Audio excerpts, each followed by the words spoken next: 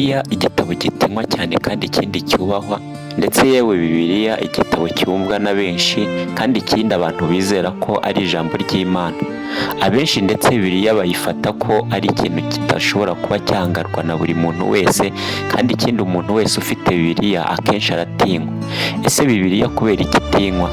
Abenshi bavuga yuko ari ijambo ry'Imana kandi nibyo koko, ariko se Bibiliya ibigize ni ibiki? Ese ubundi Bibiliya ni iki? Ubusobanuro bwayo nyirizina ni ubuhe? Bibiliya ni inyandiko zashyizwe hamwe zagiye zandikwa n'abantu benshi bagiye batandukanye, ndetse Bibiliya itubwira ko ari abantu bari bayobowe n'umwuka w'Imana, ndetse Bibiliya itugaragariza neza imiterere y'isi, ikiremwa muntu, ndetse n'ibinyejana by'ahahise n'ibyabayeho kera twebwe tutazi. Ariko uyu munsi tugiye kwigana cyangwa se tugiye kurebana amateka ya Bibiliya cyangwa se amateka y'igitabo n'umwanditsi, aho tugiye guhera mu gitabo cy'Itangiriro. Ariko mbere y'uko turajya tureba ibyanditswe muri urwo rwandiko, tuzajya tubanza turebe amateka y'uwanditse icyo gitabo, hanyuma tumenye yamaranye igihe kingana iki n'Imana, yavuganye iki n'Imana, cyangwa se yakoranye iki n'Imana. Reka duhere mu gitabo cy'Itangiriro. Ikaze mu kiganiro cyacu. Iki ni ikiganiro muzajya mubona kuri iyi channel. Wowe utarakanda subscribers, turakwibutsa kuyikanda. Twongera kwibutsa ko ubutumwa bwanyu mugenda mudusigira nibwo buduhereza imbaraga zo gukomeza ibiganiro, ndetse kandi uko mugenda mutwereka ko muri kutubana natwe, nibyo natwe bidufasha. Iki ni ikiganiro amateka y'igitabo n'umwanditsi.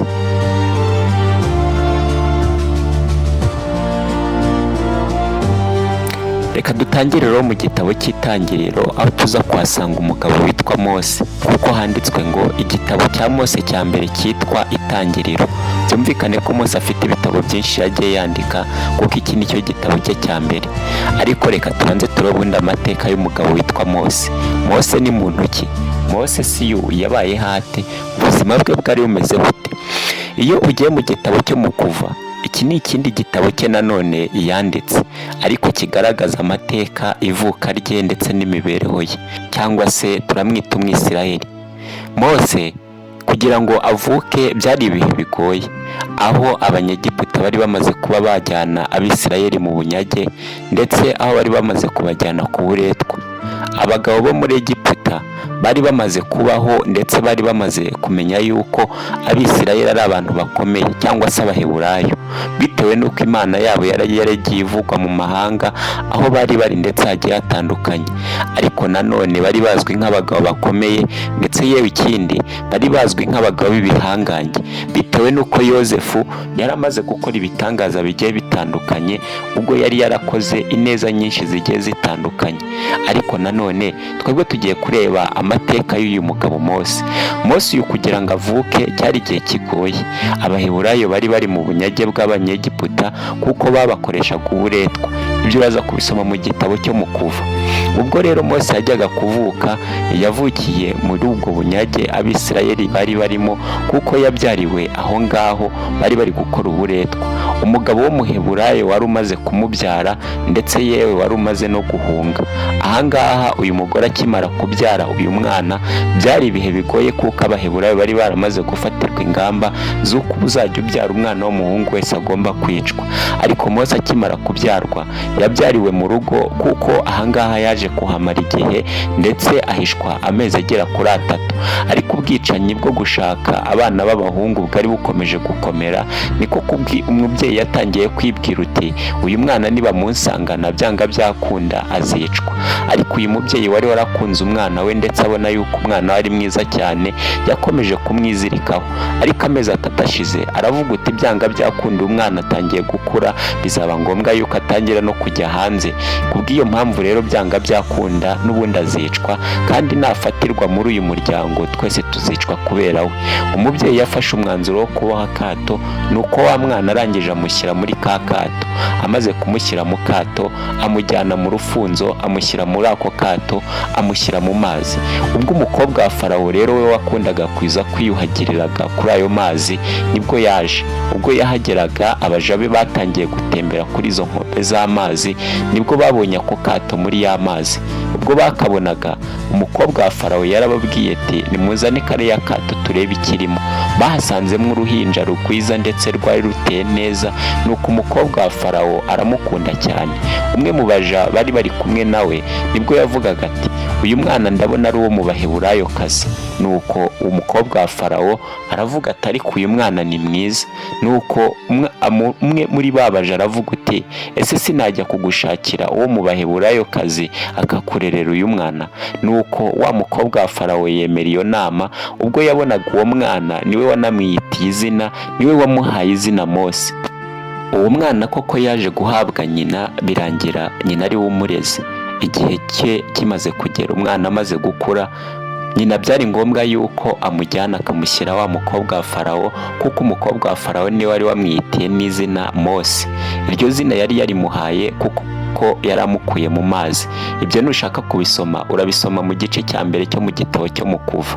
Ni ukuvuga ngo Mose amaze gukura yakuriye ibwami, agwiza ubwenge bwaho. Igihe cyarageze ubwo Mose yaje guhura n'ikibazo, yumva yuko ari umwana w'Abaheburayo.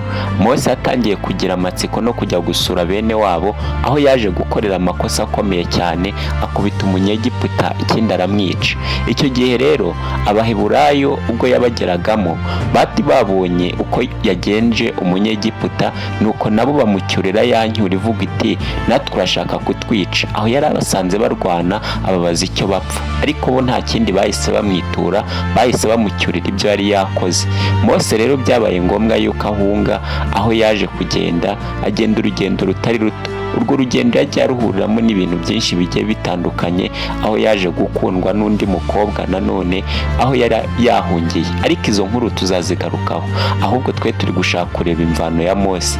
Mose rero byaje kurangira ubwoko Imana yari yaratoranije buheze muri Egiputa, ndetse aho Imana yatangiye kuvuga iti reka nkoreshe Mose, hanyuma abe ari we ntuma muri bariya bagabo b'Abanyegiputa, nubwo yari yarababayemo ariko we byibuze yarazi ubwenge bwabo n'imikorere yabo.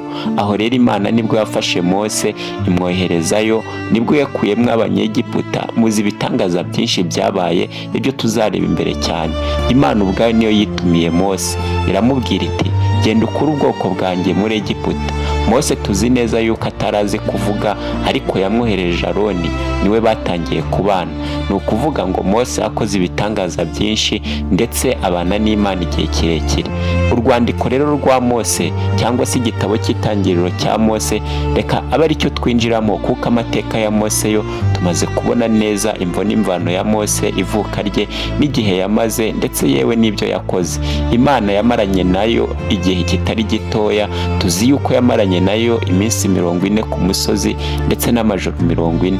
Ntibyabaye rimwe cyangwa se kabiri, ahubwo Mose ubwe yiboneye n'Imana ubwayo mu bitugu, kuko yavuganaga nayo ndetse abanye nayo. Byumvikane ko Imana ariyo yamwihereye inyandiko. Reka twumve rero ibyanditse mu gitabo cy'itangiriro. Tugiye gutangira mu gice cyawo cya mbere, turaza kureba kino gice cyawo cya mbere, turebe amateka ari muri kino gitabo, tubisanishe n'ibyo tubona muri iyi minsi. Ese koko ibyanditswe mu gitabo cy'itangiriro nibyo? Ubwo Mose ubwo tubonye ko yabayeho, reka noneho turebe imyandikire ye. Reka tubanze dufate akaruhuko gato.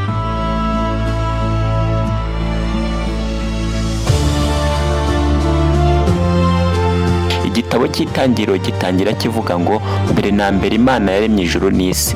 Ibyo ni ibintu kenshi twese tugenda tureba, aho tuzi ko hariho ijuru n'isi koko.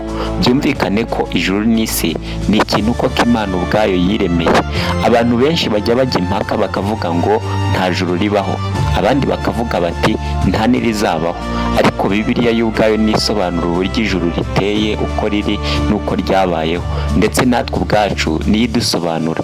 Bibiliya igaragaza imiterere yose y'ikiremwa muntu, ibintu ndetse na buri kimwe cyose kiri ku isi, ndetse yewe igaragaza n'Imana mu mibereho yayo, ndetse ikagaragaza n'Imana ubusobanuro bwayo. Bibiliya niyo yonyine gusa isobanura buri kintu cyose kiriho ndetse n'icyabayeho. Bibiliya niyo yonyine gusa ivuga imiterere n'imimerere ya buri sano ya buri kintu kigiye kibaho ku isi, bitandukanye n'uko abantu bo babivuga n'uko babifata.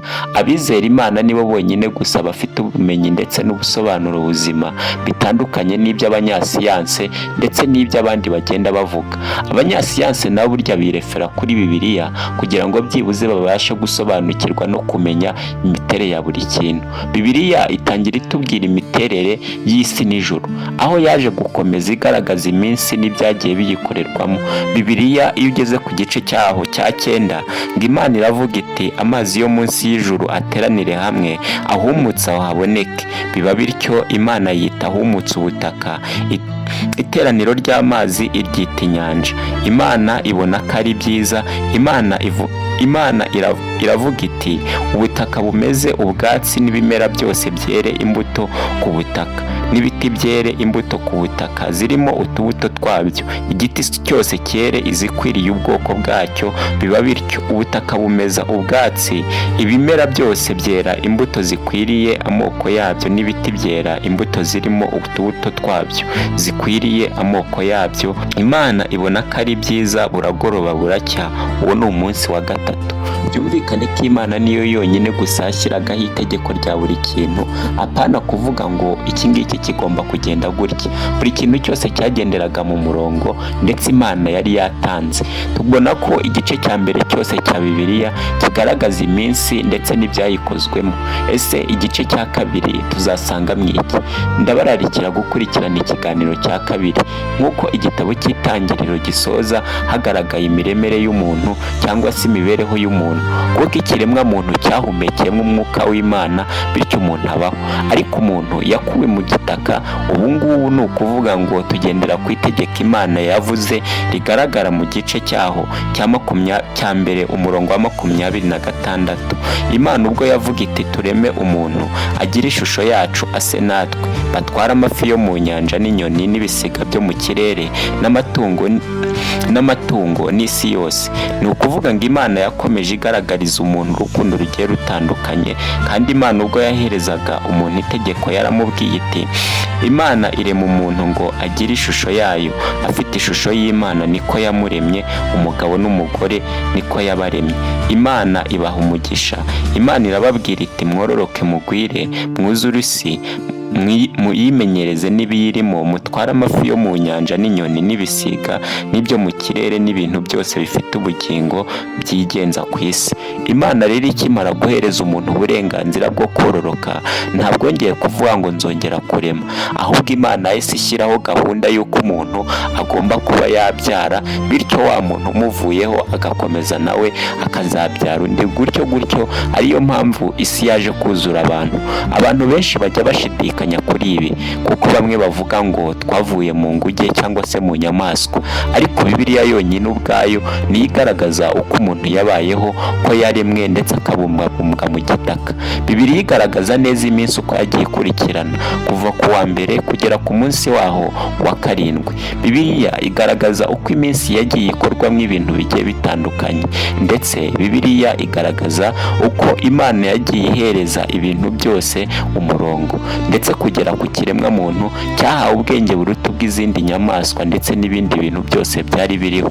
Ariyo mpamvu n'uyu munsi ikiremwa muntu, ariyo mpamvu kiyoboye isi.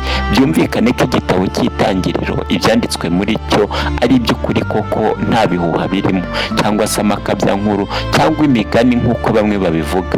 Kandi bigaragare neza yuko igitabo cya Mose cyangwa se uyu Mose, imyandikire yose yanditse yari afite ko ku mwuka wari umuyoboye, kuko tubona ko ibyanditswe byose muri Bibiliya ko ari ijambo ry'Imana.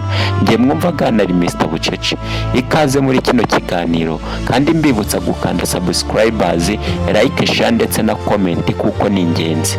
Reka tuzahure mu kiganiro gikurikira, aho tuzareba mu gice cya 2 cy'igitabo cy'Itangiriro, aho tuzabona neza noneho imibereho y'umuntu ndetse yewe n'iminsi uko yategetswe, Imana ibyo yari yaravuze ndetse n'ibyagombaga gukurikira. kudukurikirana.